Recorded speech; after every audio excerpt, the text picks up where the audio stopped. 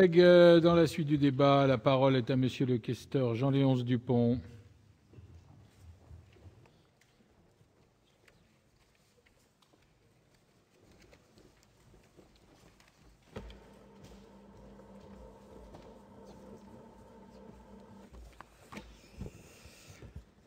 Monsieur le Président, Monsieur le Ministre, mes chers collègues, sur quelques bancs que nous siégions dans notre Haute Assemblée, nous avons, je crois, en partage la même conviction, celle que l'avenir de notre pays se joue en grande partie dans notre système d'enseignement supérieur.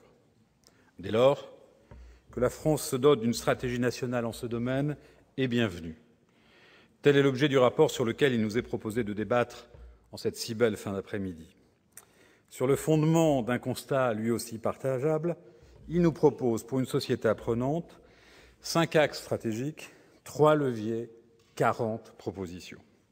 Je cite vos 5 axes stratégiques: construire une société apprenante et soutenir notre économie, développer la dimension européenne et l'internationalisation de notre enseignement supérieur, favoriser une réelle accession sociale et agir pour l'inclusion, inventer l'éducation supérieure du XXIe siècle, répondre aux aspirations de la jeunesse. Et je poursuis par les 3 leviers que vous entendez actionner: dessiner un nouveau paysage pour l'enseignement supérieur, écouter et soutenir les femmes et les hommes qui y travaillent, investir pour la société apprenante. Tout cela est très beau. Qui pourrait s'y opposer? Mais voyez-vous, pour ma part, et pour le groupe UDI-UC, si nous ne sommes pas insensibles à l'esthétique de l'action publique, nous sommes plus encore attachés, par pragmatisme, à sa concrétisation, à sa matérialisation. Vous me direz, ce sont les 40 propositions. À voir. Car le traitement que vous semblez déjà leur réserver nous interroge. Et l'inquiétude est au rendez-vous quant à votre capacité à mettre en œuvre une quelconque stratégie nationale. Si j'avais une seule minute de temps de parole, je résumerais cette inquiétude par la formule du président de la République dans un courrier adressé le 21 avril dernier au président de la Conférence des présidents d'université. Je le cite: « L'augmentation continue des effectifs appellera bientôt des ajustements budgétaires. Pour y faire face, je saurai les prescrire le moment venu. » Combien? Quand? Pour un usage à la discrétion des établissements? Pour des actions déjà fléchées par l'État? Un tel flou à l'heure d'une stratégie nationale, le doute ne peut que s'installer. Comme j'ai un peu plus d'une minute, je vais développer en examinant successivement la situation des étudiants, puis celle des établissements à l'heure de l'astramès. Les étudiants sont l'objet depuis quelques semaines de toutes vos attentions. Voici des mesures de simplification, pour certaines déjà mises en œuvre par de très nombreux établissements. Voilà des soutiens financiers pour aider les jeunes diplômés en quête d'emploi, au lieu d'ailleurs de soutenir les universités qui, sur leur territoire, ont mis en place des dispositifs adaptés pour cette insertion professionnelle. L'heure étant faite aux emplettes électorales, avec achat de paix politico-sociale en tête de la liste des courtes. Mais le vrai enjeu pour l'avenir n'est pas là. Et vous le savez. Il réside dans la qualité des parcours étudiants que nous sommes capables de garantir au plus grand nombre des bacheliers. Cela suppose que l'on assure la réussite en licence, puis en master, pour ceux qui s'y engagent, réussite qui mesurera la qualité de leur insertion professionnelle.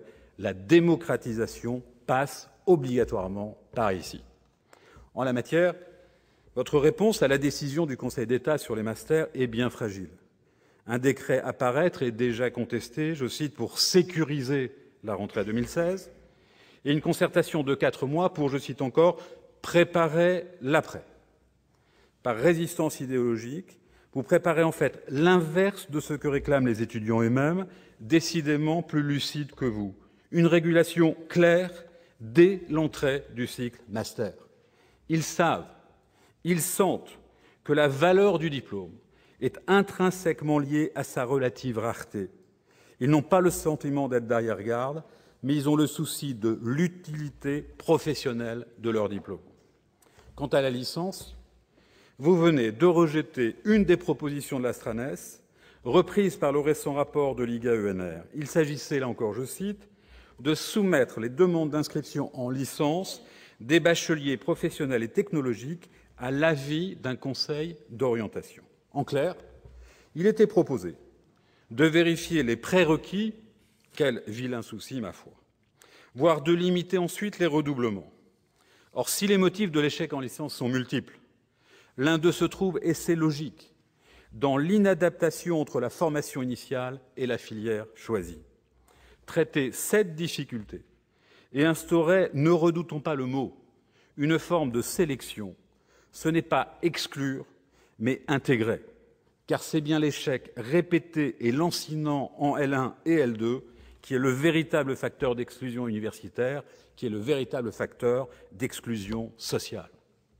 On ne traitera pas le problème, comme vous le proposez, avec l'obligation de cocher une case sur admission post-bac, affirmant que le lycéen a bien pris connaissance des chiffres de la réussite dans la filière retenue, comme on coche, sans les lire, les conditions contractuelles sur un site Internet.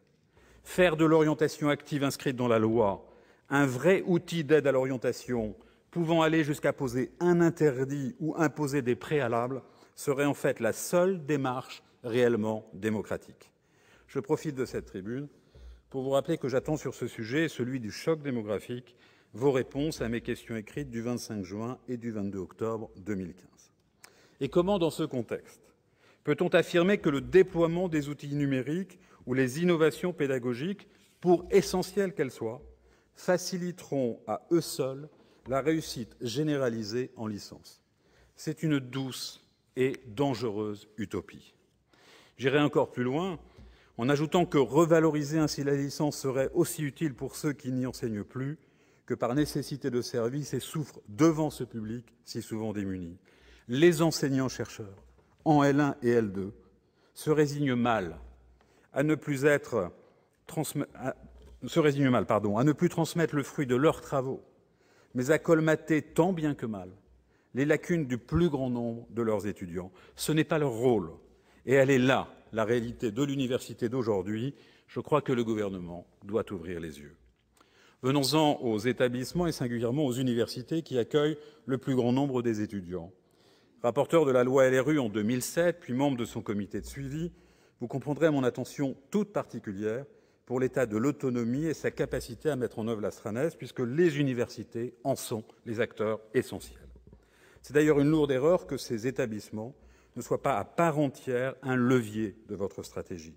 Par leur localisation, ils sont à même de démultiplier les énergies et de donner l'impulsion nécessaire pour le développement économique de tous les territoires. Je me suis réjoui, en 2013, que cette autonomie naissante n'était pas remise en question. Mais ce n'était qu'un leurre. Pas d'approfondissement et une volonté sous-jacente de la corseté. Le parallèle avec la réforme territoriale et celle de l'État territorial est saisissant et mériterait à lui seul un débat. Les moyens ne sont pas au rendez-vous, malgré les promesses, jusqu'à 1 milliard d'euros de plus évoqués l'automne dernier, et l'annonce récente et floue du président illustre bien l'incertitude budgétaire. C'est par exemple le cas pour l'ANR ou les CPER, dont le volet ESR est bien maigre.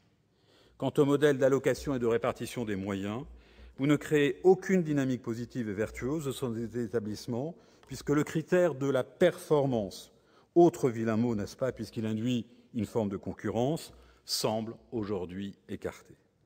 La loi LRU offrait des outils innovants aux universités pour élargir leurs sources de financement et doper leur attractivité. Je pense par exemple aux fondations, aux chaires d'excellence. Il semble que vos services tétanisent littéralement les universités dans leurs initiatives. Quel dommage. Les moyens des universités passent aussi par leur patrimoine immobilier. L'état de l'immobilier universitaire n'est pas bon. Un récent rapport parlementaire allait jusqu'à le qualifier d'inquiétant. La dévolution, inscrite elle aussi dans la loi, marque le pas, alors qu'elle constitue bel et bien un outil utile. Enfin, parce que le Sénat se préoccupe toujours des territoires, nous ne saurions négliger les commueux qui, depuis 2013, ont pris le relais des presses. Ces commueux existent. Elles délivrent des doctorats, candidatent aux appels à projets PIA, essaient de se montrer. Mais là aussi, on ne voit pas quelles mesures l'État entend prendre pour garantir à notre système d'enseignement universitaire une visibilité internationale qui lui fait défaut. Elle était attendue de ces regroupements, mais ils ne sont bien souvent perçus que comme une couche supplémentaire du millefeuille universitaire. On pourrait multiplier les exemples, et pour conclure, Si l'Astranes ressemble à une belle promesse, la réalité de votre boîte à outils est d'une grande faiblesse. Depuis 2012, dans une triste, inquiétante répétition, ce gouvernement rêve à crédit notre pays, ici ses universités et ses étudiants. Ce n'est pas cela, pour moi, un État stratège. Merci. Merci, mon cher collègue.